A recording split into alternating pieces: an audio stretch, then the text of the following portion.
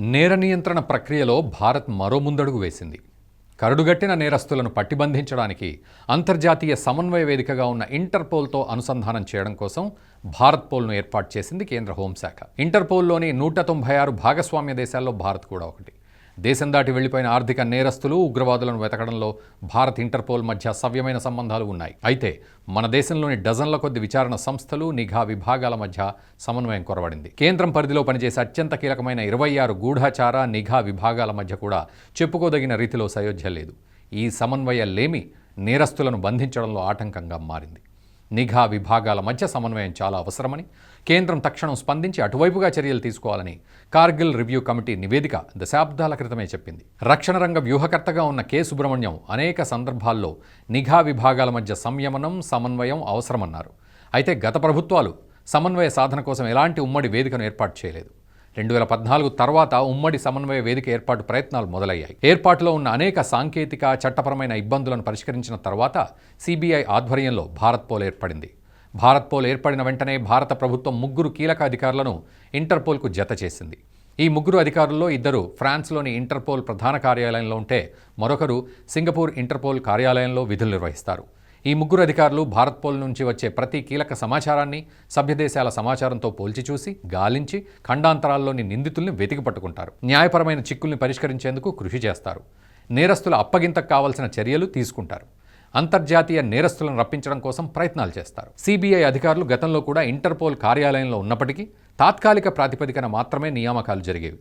కేసుల విచారణ పూర్తయిన తర్వాత తిరిగి దేశం చేరేవారు. పదే ఇలాంటి నియామకాల వల్ల నేరస్తుల అరెస్టు ప్రక్రియ ఆలస్యం కావడంతో ప్రభుత్వం శాశ్వత ప్రాతిపదికన నియామకాలు చేయాలని నిర్ణయించింది. మన దేశం 2024లో కేవలం ఒకే ఒక ఏడాదిలో వివిధ నేరాలకు సంబంధించిన 170 నోటీసులు ఇంటర్పోల్ వద్ద పెండింగ్లో ఉన్నాయి. 196 సభ్య దేశాలకు సంబంధించిన వేల సంఖ్యలో నోటీసులు ఇంటర్పోల్ వద్ద ఉండడంతో వాటి పరిష్కార ప్రక్రియ ఆలస్యమవుతోంది. నేరాల తీవ్రతను వివిధ ప్రాతిపదికల కింద విభజించే ఇంటర్పోల్ వాటిని red, yellow, blue, black, green, orange, purple నోటీసుల కింద వర్గీకరిస్తుంది. దేశాల అభ్యర్థన మేరకు ఈ నోటీసులను సంబంధిత సభ్య దేశాలకు పంపుతుంది. దీంతో నేరస్తుల అప్పగింత ప్రక్రియ మొదలవుతుంది.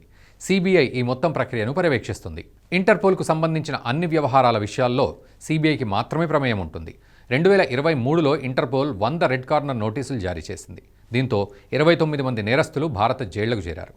2024లో మరో 20 మంది ఇంటర్పోల్ సాయంతో మన దేశంలో జైళ్లకు చేరారు. భారత్పోల్ అనేది డిజిటల్ బ్రాడ్కాస్ట్ హబ్. ఇది అధునాతన ఆన్లైన్ పోర్టల్. అంతర్జాతీయ నేరాలను రియల్ టైంలో ఛేదించడం కోసం ఏర్పాటు చేసిన సమన్వయ వేదిక. ఉదాహరణకు, దేశంలోని వివిధ రాష్ట్రాల్లో నమోదైన కేసుల్లోని నేరస్తులు దేశాలు దాటి వెళ్లిపోయి ఉంటారు.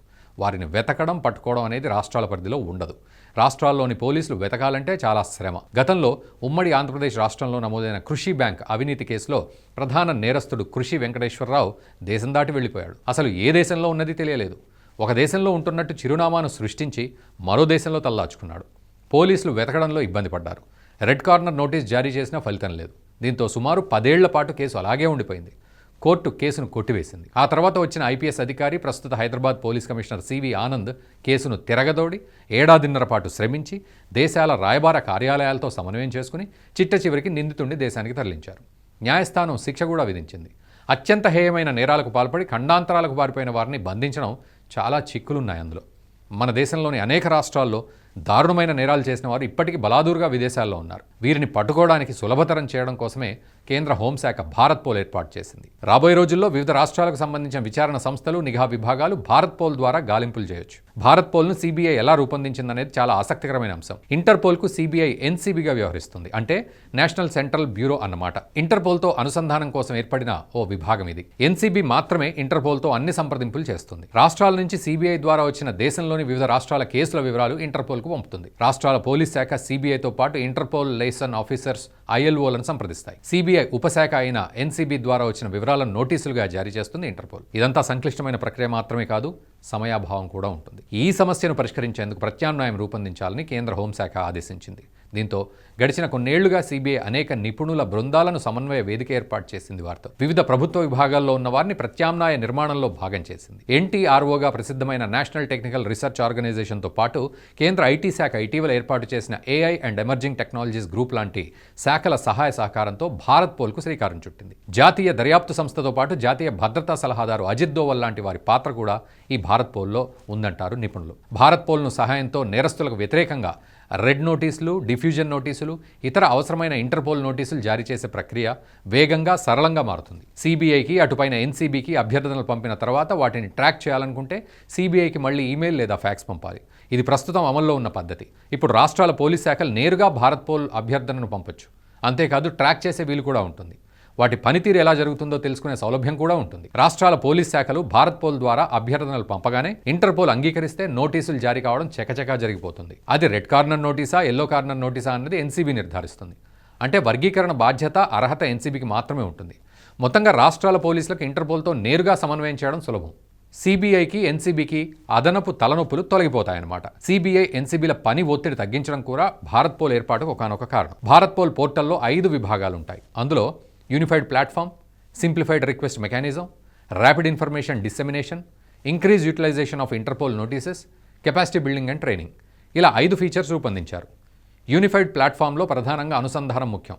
సిబిఐ, ఎన్సీబీలతో జిల్లా ఎస్పీ, పోలీస్ కమిషనర్లు సహా ఇతర న్యాయ విచారణ సంస్థలకు మధ్య సమన్వయానికి అనుసంధానం చేస్తుంది. సింప్లిఫైడ్ రిక్వెస్ట్ మెకానిజం ఫీచర్ ప్రధాన ఉద్దేశం రాష్ట్రాల పోలీస్ అధికారులు నేరుగా ఇంటర్పోల్ సభ్యదేశాలతో సంప్రదింపులు చేసే వీలు కల్పిస్తుంది. ర్యాపిడ్ ఇన్ఫర్మేషన్ డిసెమినేషన్ ఇందులో ఇంటర్పోల్ సభ్యదేశాల నుంచి వచ్చిన సమాచారాన్ని ఎన్సీబీ అభ్యర్థన పంపిన రాష్ట్రాలకు వేగంగా చేరవేరుస్తుంది. Increase utilisation of Interpol notices ఇందులో నోటీసులు జారీ చేయడం సులభం.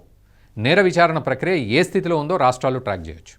కెపాసిటీ బిల్డింగ్ అండ్ ట్రైనింగ్లో అధికారులకు నేర్చుకోవాల్సిన విచారణ నైపుణ్యం మెళకువలను నేరుగా ఇంటర్పోల్ సంప్రదింపుల ద్వారా తెలుసుకునే వీలు కలుగుతుంది. ఈ వీడియో మీకు నచ్చినట్టయితే లైక్ చేయండి, 10 మందికి షేర్ చేయండి. అలాగే కామెంట్ల రూపంలో మీ అభిప్రాయాలను మాతో పంచుకోండి. Nationalist hub group of channels ను సబ్స్క్రైబ్ చేసుకుని తెలుగునాట జాతీయవాద జర్నలిజాన్ని ప్రోత్సహించండి. ఈ వీడియో కింద ఉన్న బెల్ ఐకాన్ పై క్లిక్ చేయడం మర్చిపోవద్దు.